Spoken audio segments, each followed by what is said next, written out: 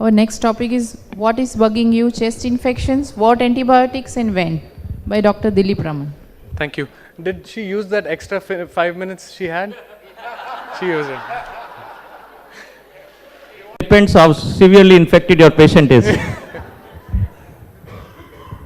If you think I can cram I can cram pH into 15 minutes, just wait for this topic. The topic given to me was chest infections, what's bugging you, what antibiotics and when. The when part we'll just address right now. I don't need any slides for this, we'll not waste time. As soon as you can get the antibiotic in to a septic patient or an ICU patient, get it in. You have 2 hours, but that's guidelines. I would say get it in as soon as you can. There's really not much in sepsis that we can do for mortality, fluids, low tidal volume, early antibiotics. That's it. So no slides on that. As soon as you can, get the antibiotics in. The harder part is deciding what antibiotics you need to do. So, there are some basic slides that we'll run through because I want to get to the cases part. That's more interesting. And we'll try and get this done in a timely fashion. But it's important to realize that antibiotics are a finite resource. It is one of the rare group of drugs that economically hits its own profit line. And a pharmacological company makes amlodipine, they can prescribe it for the lifetime of the patient. It's a great money-making drug. But antibiotics, they kill their own income source. They kill the bacteria that they're supposed to get the income from. So there is no incentive for the company to make newer and newer antibiotics because the course duration for that drug is short. Therefore, the pipeline is dry. Use whatever drugs you can wisely, and some of these points hopefully will help you in that regard. But it's very important, and this is going to apply to you. When your loved ones end up in the ICU with multi-drug resistant infections, this matters. All right, so this is some quick refresher slides. CIDL means that's the bacteria that can be killed by the antibiotic. These antibiotics, I've highlighted penicillin and cephalosporins, carbapenems as well, should be the pillar of your treatment protocols because they are killer agents. They do a good job if they're sensitive. The other ones are static, but these principles don't really apply much to the clinical scene as soon as you realize that just try and focus on your beta-lactams as your core antibiotic group when you're doing combination therapy. MIC, if your microbiology lab is good enough to actually give you that, consider yourselves lucky. If they talk to you, consider yourselves even more lucky because if you have a good microbiology team who can interact with you, it makes life a lot easier when you're dealing with septic patients. And you can use these numbers to help you with choosing antibiotics. Now, in pneumonia specifically for chest infections, there are a lot of things that affect your outcome. Protein binding, if the patient's on dialysis, the doses that you have to change to get your concentrations appropriate. Your admission diagnosis, the functional reserve of the patient, how obese they are, for instance, can make a difference, a big difference actually. And other non-pulmonary complications, liver disease, kidney disease, can all affect drug therapy in pneumonia. So, quick question. Which antibiotics penetrate well into the lung tissue? All of these do except one. Any guesses? No time. Vancomycin. All right, so everybody's favorite is vancomycin for MRSA, but you have to realize the penetration of vancomycin into lung tissue is really horrible. So one of my mentors used to say that if you are going to tell me that you've given this patient vancomycin, if you don't tell me the drug levels in the same breath, you might as well choose another antibiotic. Because without trough levels, vancomycin is pretty much useless because of a phenomenon called vancomycin creep. The MIC has been creeping up over the last 15, 20 years.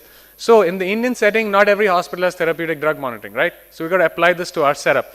So just don't use vancomycin. Try using teicoplanin, try using linezolid, and we'll come to some other examples. But you've got to apply therapy appropriately, and MRSA is a huge under-recognized problem in India. Now, these are the factors, volume of distribution, we went over this. If you have any questions, we can readdress, but the important point is all or none dosing. What I've seen frequently done in India is you pick a drug and you choose the antibiotic dose, but it's almost always underdosed. When you underdose the antibiotic, your outcome is mortality. It's not less shortness of breath, more shortness of breath, pain. It's nothing like that. It's a hard outcome, mortality. If you're using levofloxacin, use 750, 250, and 500 doesn't work. If you're using amoxicillin clavulanate, amoxiclav augmentin, use 875. 350 to 500, 600, it doesn't work. Either you hit the hammer fully on the nail, or you just might as well not do carpentry at all. That is the principle with antibiotic dosing. Very important to understand. It's frequently done wrong. So beta-lactam, I'm not going to talk individually about this, but they're really good drugs. I use them as a cornerstone of therapy if they're sensitive. Quinolones are good drugs, but in India, the resistance pattern is in epidemic proportions. 3 or 4 years back, the NDM1 metalloproteinase was found, and essentially quinolones, I would say, are second line in the ICU. I don't use quinolones as my first go-to drug anymore. That's just the way how bacteria have evolved to knock this one out from the usual first line. Aminoglycosides, I'm using these more and more. I'm forced to use these more and more in severe ICU infections because this is the only drug that people have not used a whole lot, so the sensitivity patterns are still pretty good, and you can use them, and I'll tell you how to use them in the next few slides. There's a really nice way to use aminoglycosides without much harm. We'll do this later. We'll do that later if you have questions. Polymyxins, people working in the ICU, you're going to get more and more used to these drugs. It's only a matter of time before your percentage of multi-drug resistance patients goes up. And you're going to be left with chloramphenicol that you've not used in 10 years. You're going to be left with colistin that you're going to have to weigh against the renal damage and how to dose it. So you should know about this now. I think it's time. Before when we used to read Triparthy, we skipped this. Nobody asked this question in the exams, but this is going to be a lifesaver pretty much in the next 4 or 5 years, starting now. Anti-pseudomonal antibiotics, it's a big gray area, but if you have to remember any, remember the carbapenems and ceftazidime as a cephalosporin that's going to be against your pseudomonas. Again, I use quinolones as a second line because resistance in India is now pretty high. Aminoglycosides are going to again be very, very helpful in your septic shock patients when they initially come to you. All right, monotherapy of nosocomial pneumonia can be done with all of them except. So if you're doing one drug therapy in the ICU, which you probably shouldn't be doing, which is the one you shouldn't be using? Gentamicin. So aminoglycosides, when used alone, have an extremely high risk of breeding resistance. Quinolones are already nasty, we know that, but it's not because of their inherent quality, it's because of abuse by all of us. We've bumped quinolones into the system so much that resistance is already there. But gentamicin, when you use an aminoglycoside alone, it's a given that they're going to get resistant the next time you culture them. So don't use it alone, use it in combination always. All right, so what you must do in the ICU. If a guy comes to you with pneumonia or a girl comes to you with pneumonia, you can use any beta-lactam plus azithromycin. We do that for DRSP, drug-resistant strep pneumonia. 12 to 25% in the population can be that. Indian data is not there yet. We don't have enough, but I could say it's probably between 15 to 20% drug-resistant. So if you're using strep pneumonia, which is a common cause of pneumonia, use 2 agents. Please don't use 1 agent if they're in the ICU. And you can use any beta-lactam, ceftriaxone, you take your pick. But we'll see how to take our pick in a minute. Staph, if they're sensitive, use any anti-staphylococcal beta-lactam. So oxacillin, cloxacillin, those are anti-staph. Amoxicillin is not traditionally considered anti-staphylococcal. It doesn't have a good activity there. MRSA, vanco, or linezolid, or ticoplanin, like I mentioned.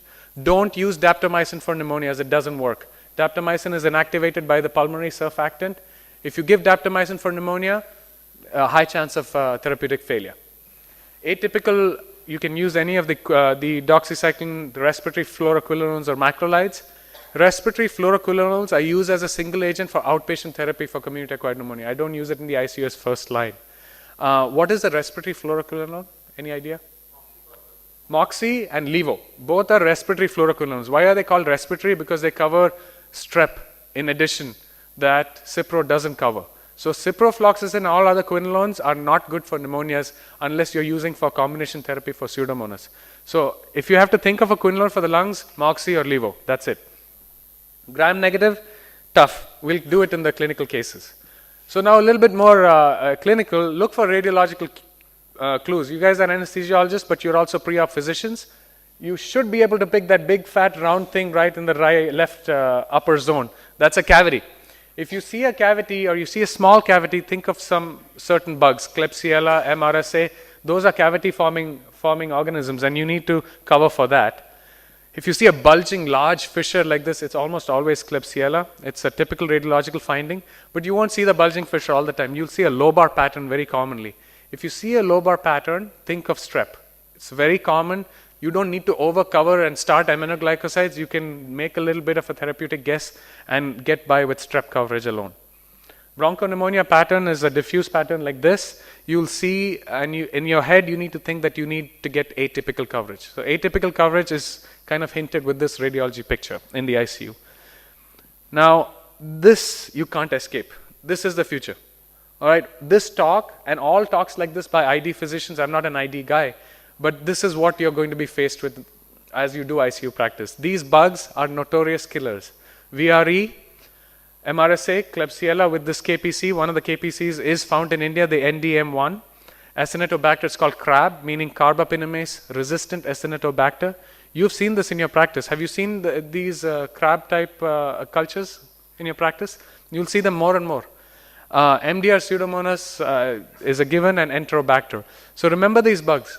When you have your septic patient who has been transferred from multiple ICUs or coming to your ICU after previous treatment, just cover for this nowadays. There's no point double thinking, because like I told you, you have one shot for improving sepsis mortality, that 2-hour period. You wait for 6-7 hours and then say, maybe I should give colistin. The window is gone. So I think you have to really get this in at the right time.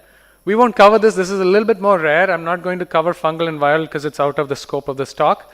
But these are some other rare organisms that you'll find, except TB, of course. Next slide.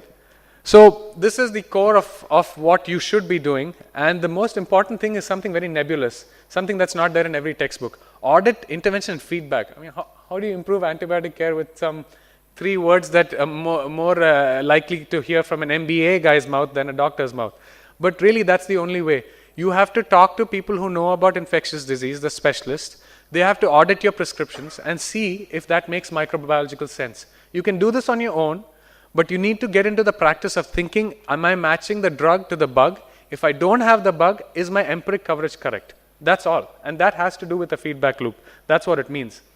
So you look at the guidelines, you de-escalate, and you optimize the dose. So let's hit some of these important points. So don't do redundant coverage. What does redundant coverage mean? Don't try and cover your patient with 2 anti-anaerobic agents. That's not needed. There's no evidence to support that. So don't use piptase and metronidazole in the same patient. How many times have you seen surgeons do that? All the time.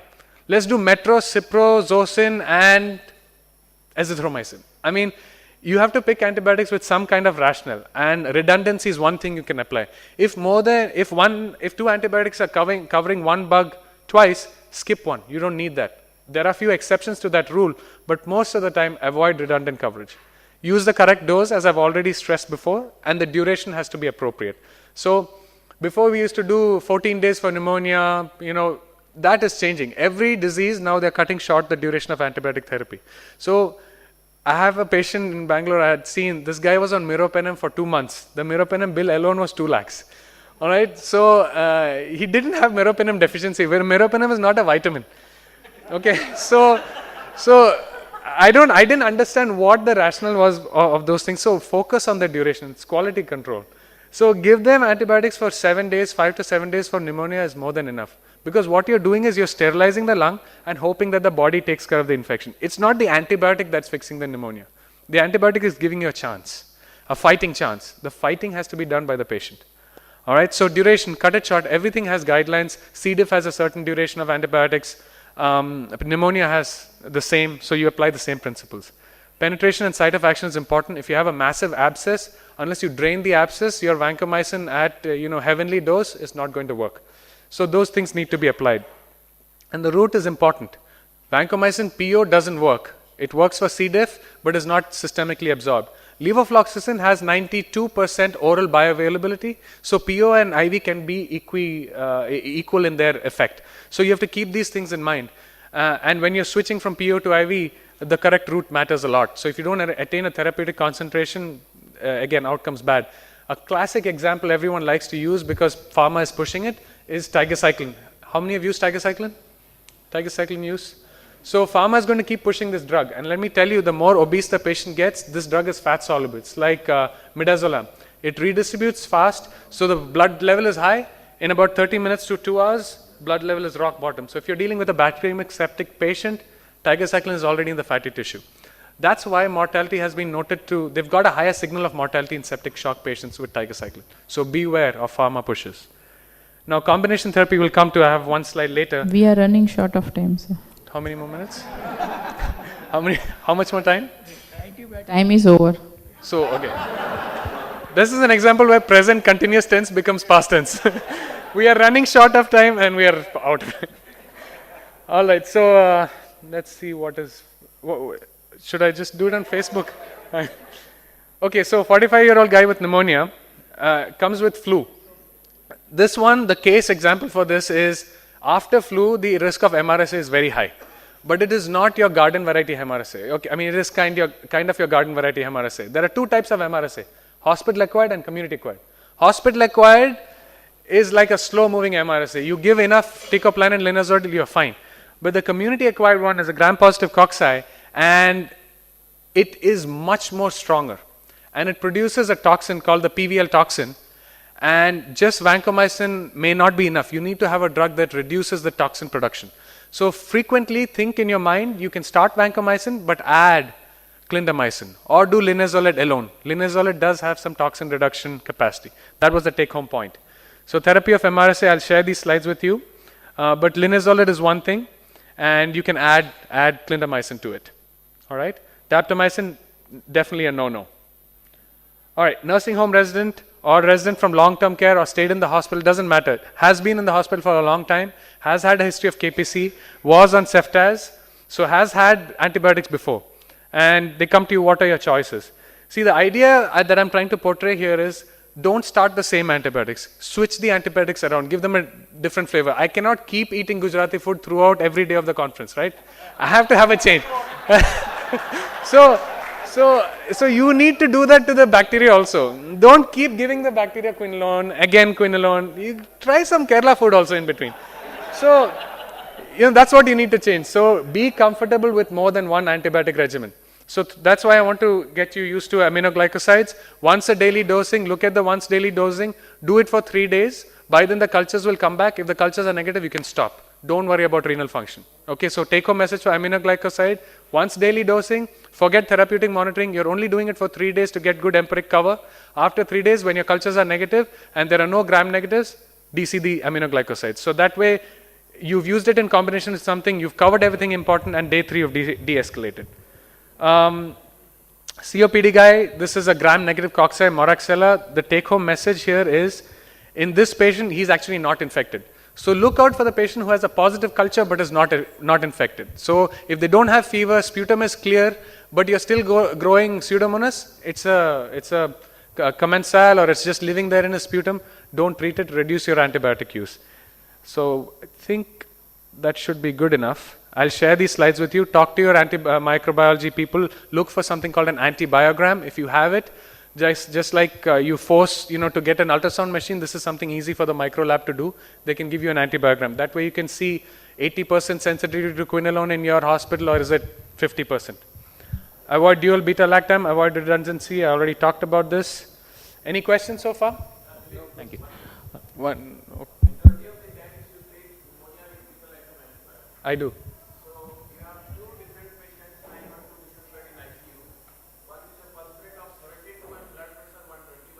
Yeah. Another is 130 pulse rate and blood pressure of 100/70. Hemodynamics are very different. That's right. And the beta-lactam gets excreted through kidneys. Correct. So if you are treating these two patients, the dose and the duration or the number of doses you give in a day are same in these two patients, or you change according to the hemodynamics? I wish I had time, but there is something called extended infusion dosing. So for beta-lactams, you can try that if you think your patient is sicker and their VD characteristics or excretion characteristics are different. You can prolong the infusion, or you can increase the dose. So instead of using a 1 gram, you can do 2 gram dose for ceftriaxone, for example. 6. I would prefer 6. Yes. Yeah. So this is what I do. If I have an antibiotic question, I would err on the side of a higher dose than a lower dose. Just don't make that mistake anymore. It's not worth making that mistake nowadays with resistant bugs. I have supplementary slides. I knew it. Thank you. And then in case we had time. Yeah, in case we had time. All right. I think that's a wonderful lecture.